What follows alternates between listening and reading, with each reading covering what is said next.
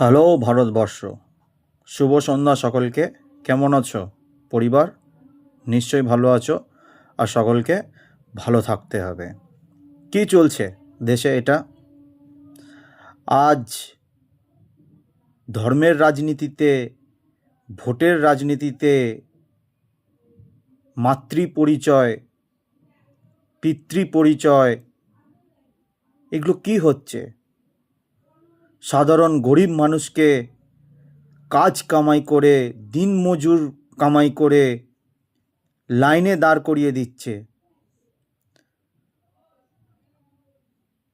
আমরা তো পরিবর্তন চেয়েছিলাম, কিন্তু মানুষকে হয়রানি করার জন্য তো আমরা এই অরাজনৈতিক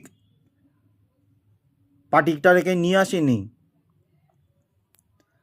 যেই দিন থেকে এই ভদ্রলোক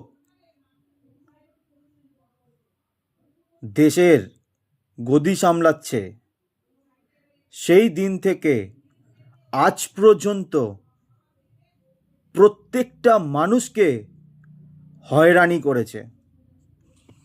প্রত্যেকটা দিন, প্রত্যেকটা সময়, প্রত্যেকটা ঘন্টা, প্রত্যেকটা মিনিট নিজেরাই জালি নোট দেশে ঢোকার মতন জায়গা করে দিয়েছে। সেই জালি নোটকে বন্ধ করার জন্য দেশের নোটবন্দি করেছে, এবং যারা দেশের বাইরে কোটি কোটি টাকা নিয়ে চলে গেছে, বিজয় মালিয়ার মতন, নীরব মোদীর মতন লোকেরা, তাদের থেকে এরা এখন পর্যন্ত টাকা আনতে পারে না। এরা রাজ্যের রাজনীতিকে চোর বলে। এরা চুরি করে কোটি কোটি টাকা বিদেশে পাঠিয়ে দিয়েছে। আজকে 15 লক্ষ টাকা কোথায়? মানুষের জন্য কি করেছে? আজকে আমি গেছিলাম বিডিও অফিসে, একজন 86 বছরের বয়স্ক মহিলা, সে দাঁড়াতে পারছে না।